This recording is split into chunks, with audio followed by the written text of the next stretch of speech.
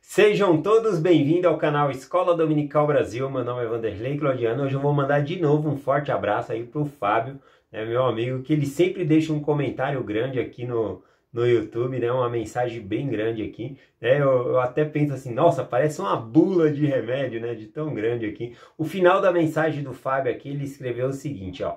Vou tentar fazer os comentários de forma mais concisa para não ficar muito longo. Obrigado, Vande. Eu que agradeço, viu, Fábio, pela sua participação.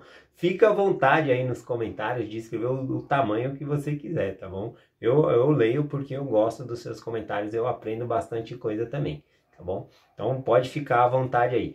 Vou mandar um forte abraço aqui também para o Igor Pereira. O Igor Pereira, ele compartilhou o seguinte aqui.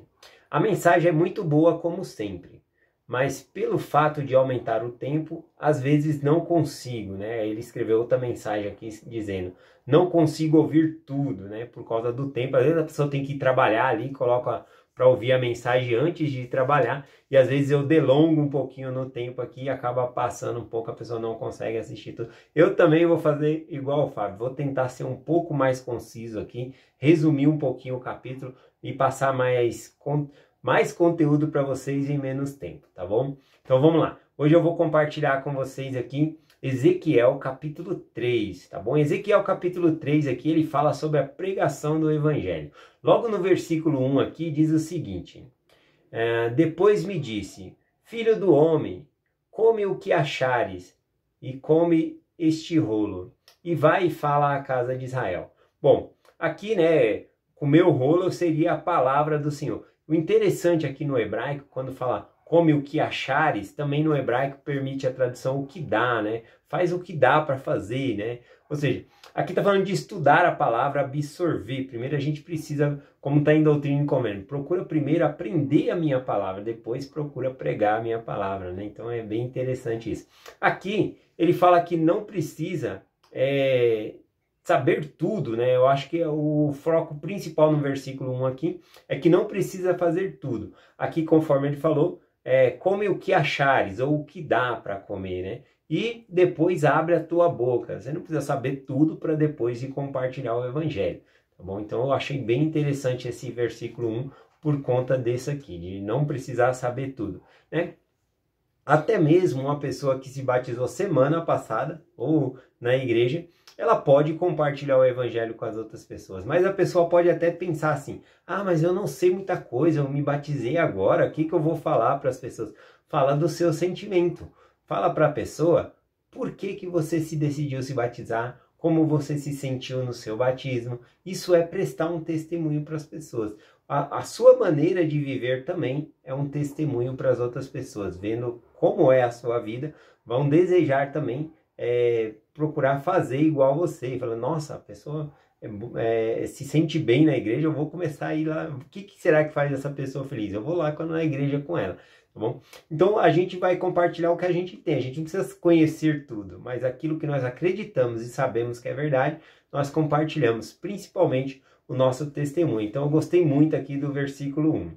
O versículo 5 aqui, ele fala, né, só estou dando uma resumida aqui no capítulo, o versículo 5 ele fala para Ezequiel compartilhar na sua própria língua ao seu povo mesmo, né? Ele estava exilado na Babilônia, existia não só a casa de Israel, vários povos ali, tá bom? Mas o Senhor deu o mandamento de falar a eles na própria língua, aqueles que eram da sua própria língua. Então não era algo difícil para que ele fizesse, ele não precisava aprender um novo idioma para compartilhar o evangelho, tá bom? Então ele faz. Trazendo para os nossos dias, seria para nós falarmos com nossos vizinhos, amigos, né? Pessoas que nós já conhecemos para falar do evangelho também, tá bom? Aqui no versículo 13 eu achei interessante porque Ezequiel ele tem uma visão. E nessa visão ele vê a destruição do povo. E ao ver essa destruição do povo, né, ele vai e fica triste. E olha no versículo 15 o que acontece. Ele vai para um lugar chamado Tel Abib, né? Que a tradução desse lugar em hebraico, né, Tel Abib, significa colina de cereais. Fica perto lá do rio lá, que ele estava lá com os amigos dele. Então ele foi para esse lugar logo após ele ver aquela grande destruição. Lembrando que ele está vendo em visão, a destruição não tinha acontecido ainda, mas ele viu a morte de muita gente. Então ele vai até esse lugar aqui, Tel Aviv, e ele fica de luto ali por um período de 7 dias, né? Se lamentando pela morte das pessoas, por causa que elas vão morrer, por causa que não se arrependeram de seus pecados. Tá bom? Então o Senhor manda juízo sobre essas pessoas. Então eu achei interessante aqui, fazendo esse resumo. Agora o versículo 17 eu tenho que ler. O versículo 17 diz assim, ó. Filho do homem, isso logo após ele ter passado aquele luto, né? Depois dele ter passado 7 dias de tristeza pelo povo que ia ser destruído ainda. Então o versículo 17 diz assim, Filho do homem, eu te dei por atalaia sobre a casa de Israel, e tu da minha boca ouvirás a palavra, e aviso-alás da minha parte. Então o Senhor falou, eu te coloco como atalaia, né? Chamou ali Ezequiel como um profeta para que ele pudesse pregar o evangelho. Ele seria um atalaia.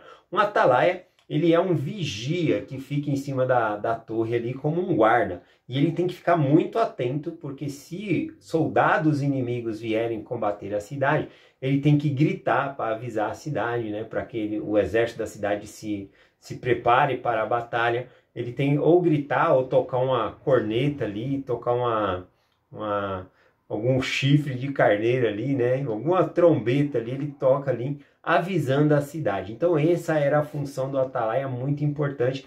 E quando o atalaia era desatento ou dormia no seu posto, né? Porque tinha que vigiar a noite toda ali, tinha uns que era de dia, outros de noite. Se ele fosse desatento e dormisse no posto dele, o que aconteceria? Muita gente perderia a vida dentro da cidade, porque não foi avisado do perigo que veio.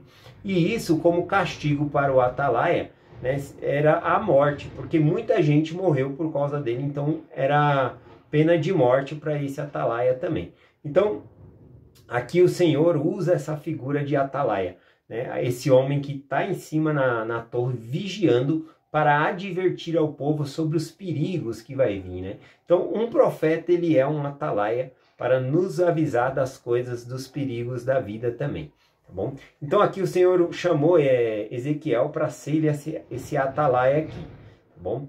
O versículo 18, então, ele começa falando aqui, né, de quem que ele tem que avisar. Ele começa a falar do ímpio, que se ele falar, né, se Deus falar, o ímpio, que ele vai morrer por causa da impiedade dele, por causa dos pecados dele, é função do atalaia avisar o ímpio que ele deve se arrepender. Se o atalaia ele não avisa, o sangue, assim como ele estava usando a expressão do atalaia na torre, se o atalaia não avisou do perigo, né, e aquela pessoa veio morrer, o sangue é requerido do atalaia, né? O atalaia acaba sendo morto por causa daquela pessoa que morreu.